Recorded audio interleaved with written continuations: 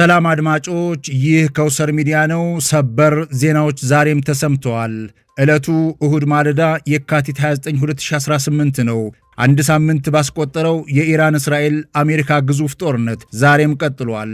በርካታ ንጹሃን እየተገደሉ በርካታ ንብረት እየወደመ የዓለማችንን ኢኮኖሚ በእጃዙር እያንቀጠቀጠ የሚገኘው የመካከለኛው ምስራቅ ጦርነት ዛሬም እንደተፋፋመ ቀጥሏል።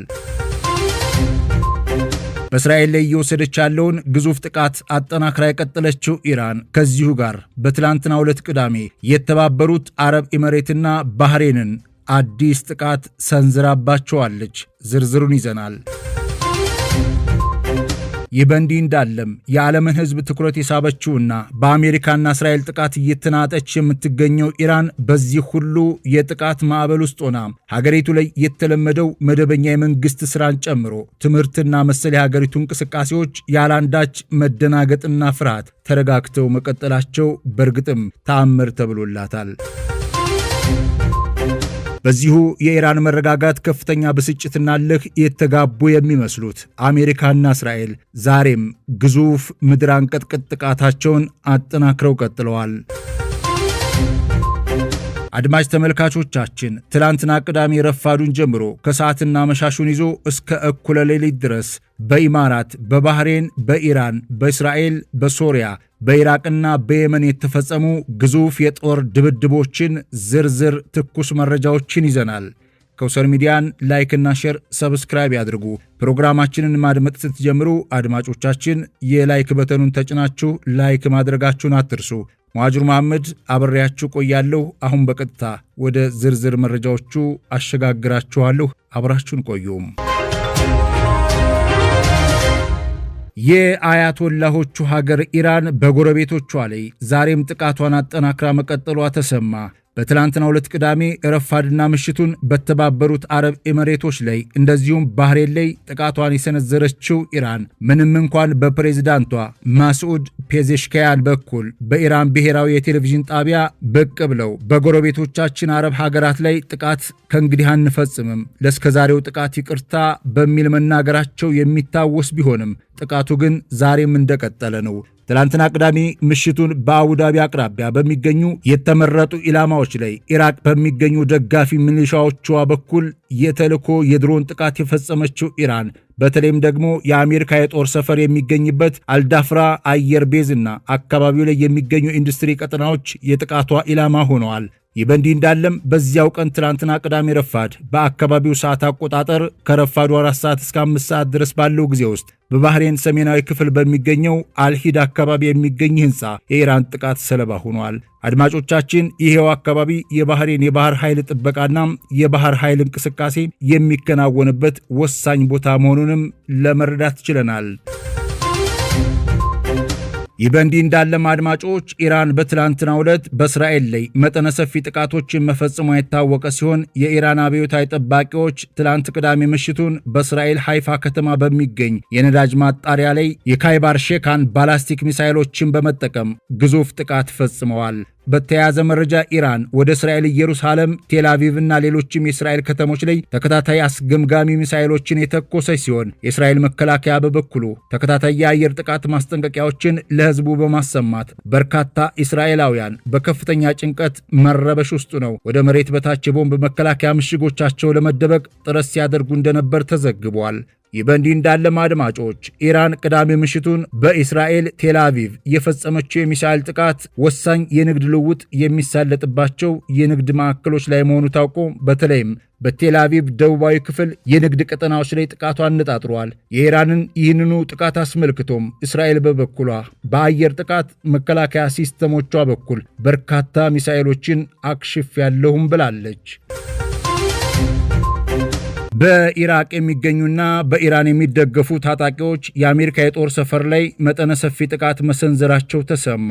በትላንትናው ዕለት ቅዳሜ የካቲት 28 ረፋድ በምዕራብ ኢራቅ የሚገኘው የአሜሪካ አየር ኃይል ጣቢያ የድሮንና ሮኬት ጥቃቶች ተፈጽሞበታል። ከስፍራ የወጡ መረጃዎች ጨምረው እንዳመላከቱትም ይኸው የድሮንና የሮኬት ጥቃት ኢላማው አሜሪካ በአካባቢው ላይ ለእስራኤል የምትሰጠውን ወታደራዊ ድጋፍ ለማምከንና ጫና ለመፍጠር የታለመለት መሆኑ ተዘግቧል። በሌላ በኩል አድማጮች የኢራን ወዳጅና አጋር የሆኑት የየመን ሁቲ ታጣቂዎች ቅዳሜ ምሽቱን በቀይ ባህር ላይ በሚንቀሳቀሱ የንግድ መርከቦች ላይ መጠነ ሰፊ ጥቃቶችን ሰንዝረዋል። እስራኤል ጋር ቀጥተኛ ግንኙነት አላቸው በተባሉ 2 መርከቦች ላይ የተፈጸመው ይኸው ጥቃት ፈንጅ በታጠቁ ድሮኖች ተከናውኗል። የአካባቢው የባህር ትራንስፖርት ላይ ከፍተኛ መስተጓጎል እንደተፈጠረም ተጨምሮ ተዘግቧል። ይህ በእንዲህ እንዳለም በሶሪያ ምስራቃዊ ክፍል በአሜሪካ ጦር ሰፈሮች አቅራቢያ ከሰሞኑ ሲፈጸም የነበሩ ጥቃቶች በትላንትናው ዕለት ቅዳሜ ምሽትና ሌሊቱንም ተጠናክረው ቀጥለው እንደነበር የታወቀ ሲሆን ጥቃቱን የፈጸሙት በሶሪያ ውስጥ የሚንቀሳቀሱ የኢራን ደጋፊ ታጣቂዎች መሆናቸውም ተጨምሮ ታውቋል። አድማጭ ተመልካቾቻችን በትናንትናው ዕለት ቅዳሜ ረፋድ እንዲሁም ምሽቱን ሌሊቱን ጨምሮ በኢራን በኩል የተፈጸሙ ጥቃቶችን አስመልክቶ የወጡ ሪፖርቶችን እንደሚጠቁሙት በ3 አቅጣጫዎች የተፈጸሙ ጥቃቶች መሆናቸው ታውቋል። የመጀመሪያው ከኢራን መሬት ወይም ደግሞ ከግዛቷ በቀጥታ ወደ እስራኤል ሃይፋ፣ ቴል አቪቭ የተደረጉ ጥቃቶች ሲሆኑ በሁለተኛው የጥቃት አቅጣጫም በኢራን ተላላኪዎች ወይም ደጋፊ ታጣቂዎቿ በኩል በኢራቅ፣ በሶሪያ፣ በየመን በኩል በአሜሪካና በእስራኤል ላይ የተፈጸሙ ጥቃቶች ሲሆኑ ሌላኛው ሶስተኛ የጥቃት አቅጣጫ ደግሞ የጎረቤት ሀገራት ጥቃት ማለትም የባህሬንና የተባበሩት አረብ ኤሚሬቶች ላይ የተፈጸሙ ጥቃቶች ሆነው ተመዝግበዋል። በሌላ በኩል አድማጭ ተመልካቾቻችን እስራኤል የሚፈጸምባትን ጥቃት መክታ መልሶ የማጥቃት ዘመቻ ላይ ተወጥራ መዋሏ ተሰምቷል። እስራኤል ከኢራንና የኢራን ደጋፊ ታጣቂዎች እየተፈጸመባት ያለውን እጅግ ጠንካራና ግዙፍ ጥቃት በመመከት መልሶ በማጥቃት ተጠምዳ ውላለች ይላሉ መረጃዎች። እንደ መረጃዎቹ ተጨማሪ መረጃና ትንተና መሰረትም እስራኤል ትላንትና ቅዳሜ ከረፋድ ጀምሮ እስከ ሌሊቱ አጋማሽ ድረስ በርካታ የመከላከልና የአጸፋ ጥቃት እርምጃዎችን መውሰዷን ነው የገለጹት። ከኢራንና አጋሮቿ የተሰነዘረባትን መጠነ ሰፊ የሚሳኤል ድሮንና የሮኬት ጥቃቶችን አይረን ዶምና ዴቪድ ስሊንግ ከተሰኙት የአየር ጥቃት መመከቻ ስርዓቷ በተጨማሪም የአሜሪካ የእንግሊዝና የፈረንሳይ አየር ጥቃት መመከቻ ስርዓቶችና የአየር ኃይል በራሪ ምድቦች በእስራኤል ግዛቶችና ከግዛቷ ውጭም በጆርዳንና በኢራቅ የአየር ክልል ጭምር እንቅስቃሴ በማድረግ ወደ እስራኤል የተወነጨፉ በርካታ ጥቃቶችን መመከት እንደቻሉ መረጃዎች አመላክተዋል።